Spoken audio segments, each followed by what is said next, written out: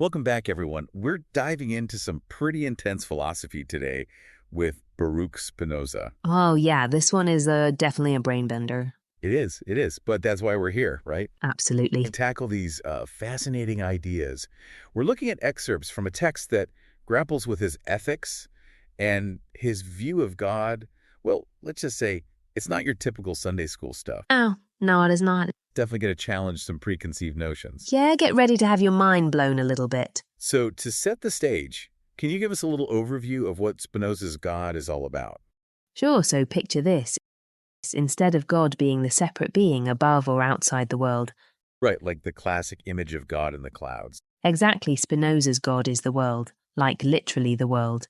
And everything in it is all part of this one substance. Whoa, okay, so it's not God in everything, it's God is everything. That's it. He even says in the Ethics, besides God, no substance can be granted or conceived. Okay, I'm already feeling my brain starting to stretch. So if everything, like my thoughts, this table, the stars, are all God, how does that even work?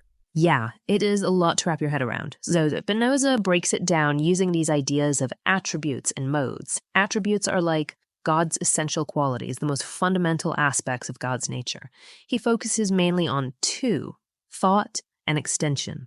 Okay, so those are like the big two, the building block. Exactly. Thought is like the mental realm, so everything related to mind, ideas, concepts. And extension is the physical realm, so all matter, space, objects. So God has a mind and a body, kind of. You could think of it that way, yeah. And now imagine you have these two fundamental attributes, the specific ways they show up in the world.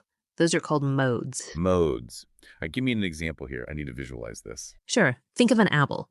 The apple itself, the physical thing you can touch, is a mode of extension. It's a specific way that the attribute of extension is manifested in the world. Gotcha. So the apple is like a little piece of extension, which is part of God. What about thought then? Okay, so now think about your idea of that apple, the image and concept of apple in your mind. Oh, interesting. That's a mode of thought. It's how the mental aspect of God, that attribute of thought, is manifesting in that specific instance. Okay, so everything in the universe is either a mode of thought or extension, both of which are attributes of God. Even like a rock is as divine as, say, a human being. That's a really interesting question and one that really gets to the heart of Spinoza's philosophy. We'll have to come back to that one. We definitely will. But there's another thing I'm kind of stuck on. You said earlier that Spinoza sees God as the internal cause of all things. Yeah, that's another key point. It's not like God is some external force, like a puppeteer controlling us from afar. Instead, God is like the driving force within nature, like the very principle that determines how things exist and act. Hold on. So if God is the cause of everything, does that mean we don't have free will? That's the million-dollar question, right? And it's something philosophers have been debating for centuries. Spinoza definitely had some strong opinions on this one. Well, I'm all ears. Okay, so buckle up. This is where things get a little wild. Spinoza argued that everything happens with absolute necessity. Necessity? You mean like it has to happen that way? Exactly. It's not like God is up there making choices about what happens. Instead, things unfold according to God's very nature, like the laws of geometry. They just are. Okay. So there's no chance or randomness, just this kind of inherent order to everything. That's how Spinoza saw it. But does it take away our sense of agency? Like, why bother doing anything if it's all predetermined? Yeah, it's a natural concern, and we'll definitely dig deeper into that later. But for Spinoza, this idea of necessity, it wasn't about fatalism, like everything is already written and we're just going through the motions. Okay, so how should we understand this necessity thing? Think of it like this. The universe operates according to these fundamental laws, like the laws of physics or math. These laws aren't just random, they're inherent to how reality works. So it's like there's a logic to it all. Exactly. And our choices, actions, our very existence, they're all part of this unfolding, this necessary flow of events. We're not outside of it, imposing our will on the universe, we're participating in it. Okay, I'm starting to see how this could change your whole perspective. But what about our emotions? Like we feel joy, sadness, anger. Surely those aren't just products of some cosmic algorithm. Emotions are a huge part of what makes us human, and Spinoza didn't deny that. He saw them as another expression of this one substance, God. So even our emotions are connected to God. How does that work? Remember those modes we talked about? Well, Spinoza saw emotions as modes too. They arise from our interactions with things, both inside ourselves and in the outside world. So my emotions are like a reflection of my interconnectedness with everything around me. Exactly. And he believed that understanding this interplay between our own nature and the nature of things we encounter, that's key to achieving greater freedom and well-being. This is all incredibly thought-provoking, but I gotta admit, it's pretty abstract. How do we actually apply Spinoza's ideas to our lives, Yeah. like day to day? How does understanding this concept of God help me navigate all the, ups and downs of life and find more joy and fulfillment? Yeah, that's where it gets really interesting, and it's something we'll explore in more detail after a quick break. But here's a sneak peek. Spinoza emphasizes this idea of cultivating a clear and accurate understanding of ourselves and the world. It's about recognizing that we're not separate from God, but integral parts of this incredible interconnected whole.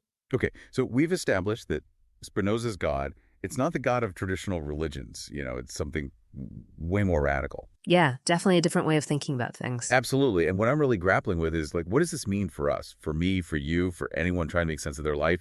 It's a big question, right? If everything, including ourselves, is part of this one substance, this God, how does that change how we should live? Exactly. Does it change how we see our place in the world, our purpose, even our, everyday actions? Well, one thing that our sources point out is that Spinoza, he was really aware of the limitations of human understanding. How so? He recognized that, we tend to view the world through this very narrow lens of our own individual experiences. Right. We're kind of limited by what we can perceive and understand. And exactly. And that, he argued, can lead to this fragmented and often inaccurate view of reality. So we're kind of like those blind men trying to describe an elephant, each focused on one part but missing the whole picture. That's a perfect analogy. And because of this, this limited perspective, we often see events as random or accidental when, according to Spinoza, there's actually this underlying necessity and order to everything. But if everything happens out of necessity, doesn't that make all our choices and actions kind of meaningless? It's a common question to have, especially when you're first wrestling with Spinoza's ideas. Yeah, it's like, what's the point of striving for anything if it's all predetermined? Right. But it's important to remember that Spinoza's concept of necessity, it's not about fatalism or some kind of predetermined script we're forced to follow. Okay, so how should we understand this idea of necessity? How does it fit with, our everyday experience of making choices and facing consequences? It might help to think of it this way. Imagine the universe, right? It operates according to these fundamental laws, okay? Just like the laws of physics or mathematics. These laws, they aren't arbitrary. They're inherent to the nature of reality itself. So there's a logic to it, a reason behind it. Exactly. And what Spinoza suggests is that our choices, our actions, even our very existence, it's all part of this unfolding, this necessary flow of events. So we're not separate from this order imposing our will onto the universe. Right. We're actually participating in it. Precisely. And Spinoza believed that understanding this, it could actually be liberating, not limiting. Oh, interesting. How so? It allows us to move beyond this illusion of absolute control, and embrace a deeper understanding of our interconnectedness with everything. Okay, yeah, I kind of see how that could shift your perspective. But what about our emotions? We feel joy, sadness, anger, all these intense things. Mirror. Those can't just be products of some cosmic algorithm, right? You're right, emotions are a powerful part of what makes us human, and Spinoza didn't deny their reality at all. So how do they fit in? He saw them as another expression of this one substance, this God. Wait, so for Spinoza, even our emotions are connected to God. How does that work? Remember the idea of modes? Well, Spinoza saw emotions as modes as well. Right, okay. They arise from our interactions with things, both within ourselves and in the external world. So, my emotions are reflecting my interconnectedness with everything around me. Exactly. And according to Spinoza, achieving greater freedom and well-being, it depends on understanding this interplay. Interplay between our own nature and the nature of the things we encounter. This is all incredibly thought-provoking. But it's also, I gotta say, very abstract. It is. How do we actually apply these ideas to our daily lives? How can understanding this concept of God actually help me, deal with a difficult coworker, or just navigate the ups and downs of life and find more joy and fulfillment? That is the big question, and that's something we'll explore in much more detail right after this. So before we pause, we were getting into the nitty-gritty of how we can actually apply Spinoza's philosophy to our own lives.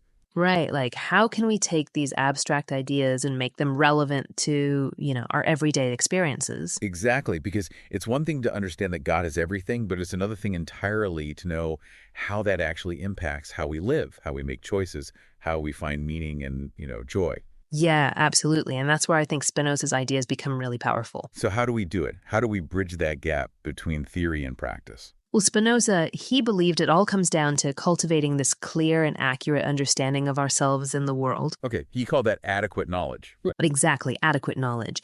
It's about going beyond our limited, often ego-driven perspectives and really grasping the true nature of things, including our place in this whole grand scheme of existence. So it's like learning to see the world through Spinoza's glasses. Yes.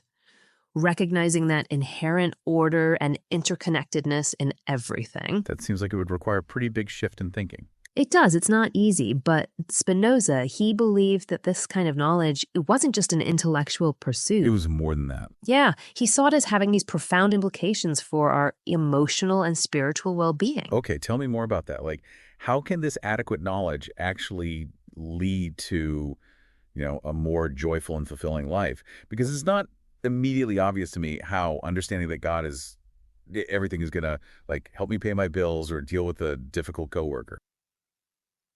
Yeah. But think about it this way. Spinoza argued that when we cling to inadequate ideas, when we're seeing the world through this, distorted lens, we basically become slaves to our passions. Like our fears, our desires, our anger. We react to situations based on those things rather than responding with understanding and clarity. So it's like we're on autopilot. Yeah. Just reacting to things instead of really choosing how we want to respond. Exactly.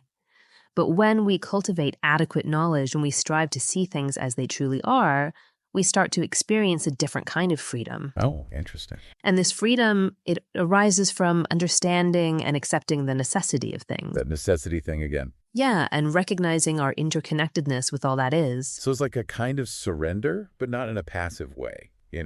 It's more like this conscious choice to align ourselves with the flow of the universe. Yeah, that's a great way to put it. It's not about trying to control the universe, but rather understanding it and finding our place within that inherent order. And that leads to more joy and fulfillment.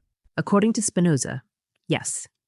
He believed that this understanding, it brings us closer to God. Closer to God. Not in the, traditional religious sense of worshiping a deity, but in the sense of realizing our fundamental unity with that one substance that constitutes all of reality. And this realization, he said, it can lead to this deep and lasting joy. Like a peace that goes beyond the ups and downs of everyday life. Exactly. It sounds like almost a kind of spiritual enlightenment. You could say that, a liberation from the confines of our, ego-driven desires and anxieties. Okay, so I'm getting that this is a really powerful idea, but I'm also thinking, this sounds pretty challenging to achieve. Oh, yeah, it's not a walk in the park. Spinoza, did he acknowledge that?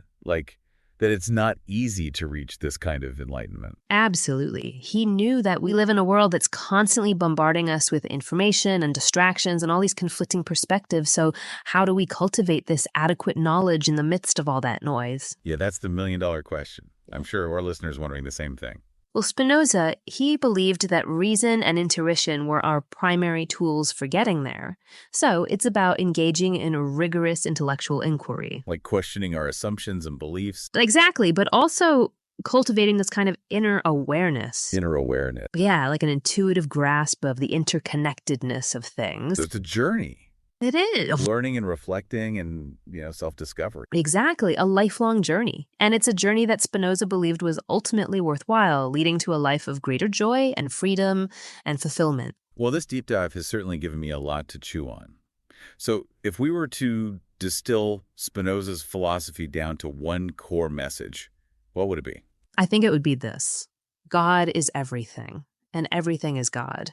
Embrace that profound unity, cultivate understanding, and discover the joy and freedom that comes from aligning yourself with that inherent order of the universe. Wow, that's powerful.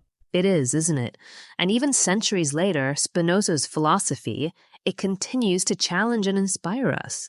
It reminds us that there is always more to discover, more to understand, and more to experience in this vast and interconnected web of existence. Well said. And on that note, we'll wrap up our deep dive into the mind of Baruch Spinoza. We hope this exploration has sparked your curiosity and maybe even inspired you to delve a little deeper into his ideas on your own. Yeah, who knows? You might just find your own mind blown in the process. Until next time, keep seeking, keep questioning, and keep diving deep. Follow The Infinite Within with Cecilia to explore profound insights on pantheism. Embrace the oneness of existence and unlock the mysteries within you.